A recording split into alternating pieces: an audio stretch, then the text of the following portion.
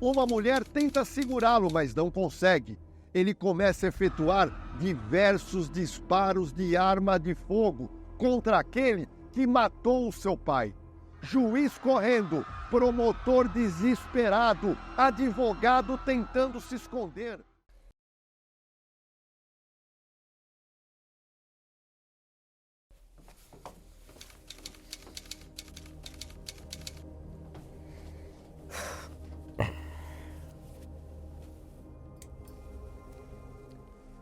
Um crime brutal aconteceu no interior de Pernambuco, numa cidadezinha chamada São José do Belmonte. Naquela localidade, de mais ou menos 20 mil habitantes, tem uma festa típica tradicional, conhecida por Cavalgada à Pedra do Reino. Lá mostra a importância do cavalo para toda a sociedade no interior de Pernambuco, sertão pernambucano. Mas num determinado dia aconteceu um fato chocante que causou temor a toda a sociedade, mas principalmente a uma família. O crime que você vai conhecer aconteceu em 2012. As imagens dos belos cavalos e dos cavalheiros em São José do Belmonte foi ofuscada por um parente mais próximo dos cavalos, o Ecos Asinus, isto mesmo que eu falei, o burrinho do sertão pernambucano. Meu nome é Jorge Lordello e se prepara, pois eu vou te colocar agora na cena do crime. O crime aconteceu na comunidade do Sítio Posses, aonde Francisco Cleidivaldo tem uma pequena propriedade, da onde ele sobrevive, e ele utiliza muito o seu burrinho de nome Madruga. Acontece que num determinado dia ele sente a falta do animal que o ajuda em todas as tarefas que mantém sua família. O problema é que ele desconfia do seu vizinho, Francisco Alves, e aí começa todo o problema que transformou as duas famílias para o resto da vida. Em 5 de outubro de 2012, Francisco Cleidivaldo começa a perambular pela região atrás do burrinho Madruga.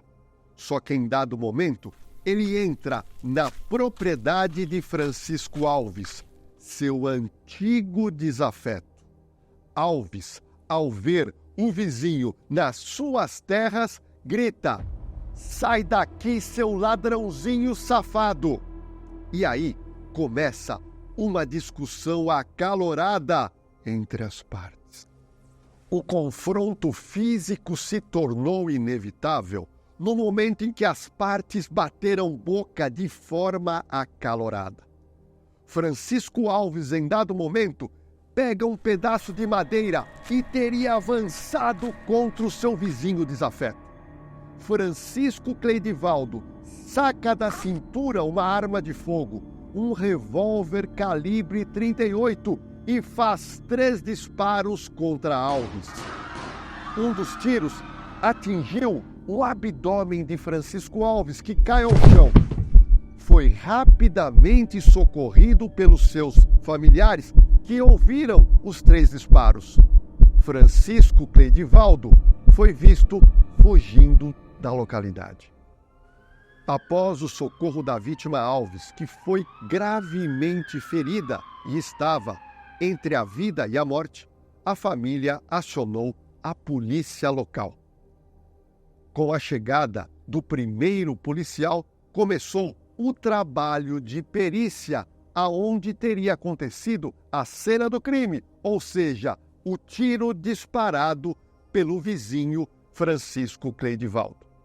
Um trabalho minucioso, onde inicialmente o policial percebe que o terreno, a terra do sítio de Alves daquela localidade, estava toda revirada, mostrando que realmente aconteceu um entreveiro entre as partes.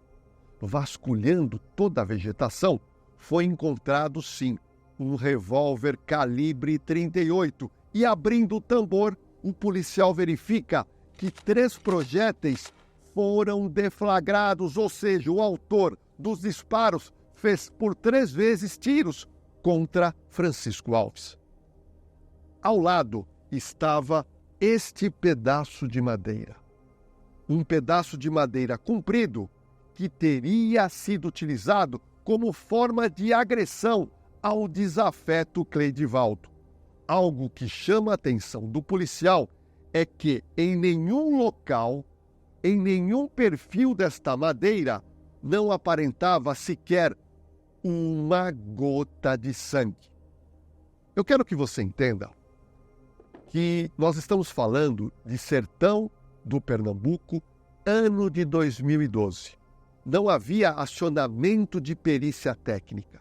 O próprio policial que foi atender aquela ocorrência arrecadou todos esses objetos, levando posteriormente ao delegado de polícia, que ficaria incumbido de investigar aquele crime ocorrido na comunidade Poços, no sertão pernambucano. Após 18 dias, Cleidivaldo ainda continuava foragido.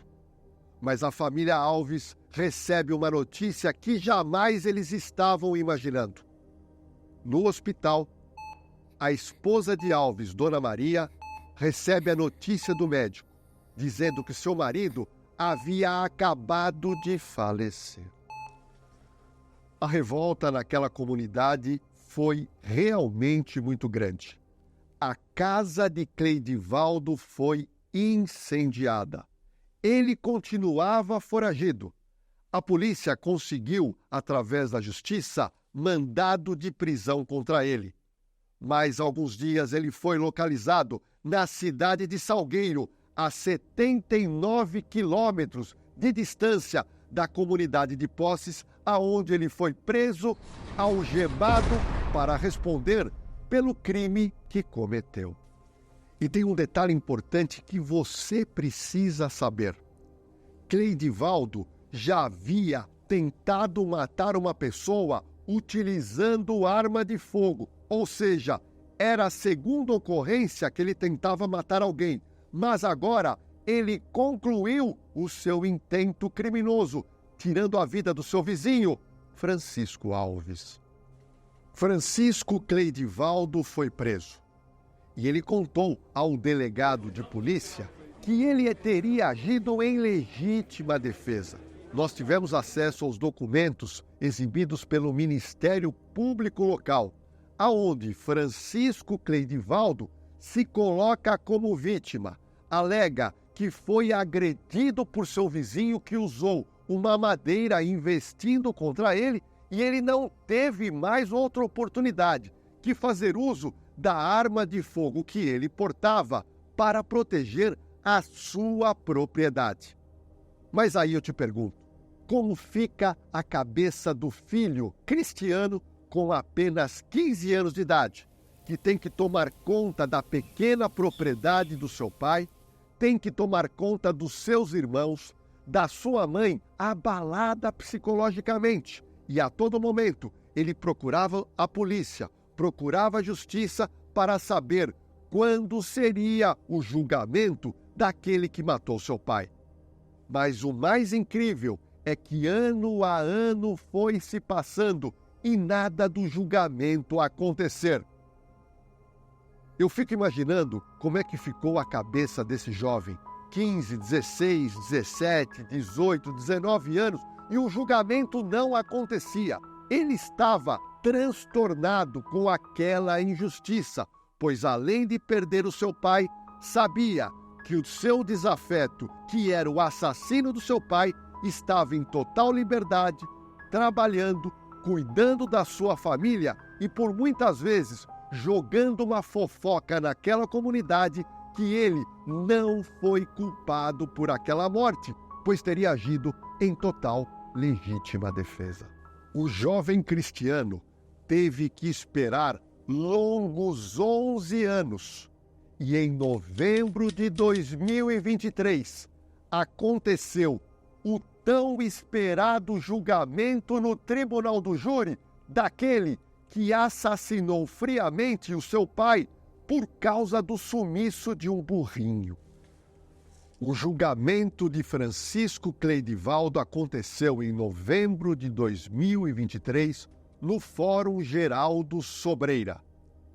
O ambiente era de total tensão entre duas famílias. Francisco Cleidivaldo estava respondendo um processo em liberdade. Ele poderia ser condenado, como também poderia ser inocentado com a tese de legítima defesa. As duas famílias se encontravam presentes naquele plenário, aguardando o início do julgamento no tribunal do júri. O julgamento no tribunal do júri começou. 7 jurados, 7 pessoas do povo foram escolhidas, pois são eles que vão decidir no final pela culpa ou pela inocência de Cleidivaldo. Julgamento é demorado. Várias testemunhas são ouvidas, mas nenhuma delas presenciou os fatos. Todos contam o que aconteceu após os 3 disparos de arma de fogo que teria sido proferido pelo réu. Em dado momento, depois de várias horas do julgamento no tribunal do júri, chega o momento principal. Chega o ápice. Chegou a hora de Francisco Cleidivaldo sentar no banco, na frente do juiz, e contar a sua versão sobre os fatos que redundaram na morte do seu vizinho desafeto, Francisco Alves. Cleidivaldo estava calmo. Parecia que ele tinha na mente uma história totalmente organizada. E ele contou inicialmente que o seu burrinho Madruga, o seu fiel escudeiro, desapareceu. Mas ele acreditava que o burrinho não saiu passeando pela localidade e se perdeu. Na visão dele, alguém teria subtraído aquele animal que era muito importante para a manutenção de sua família. Ele deixa entender que ele resolveu, no dia dos fatos, passear pelo local aonde ele entra na propriedade de Francisco Alves. E ali eles tiveram um grande desentendimento, pois, na verdade, já eram antigos desafetos.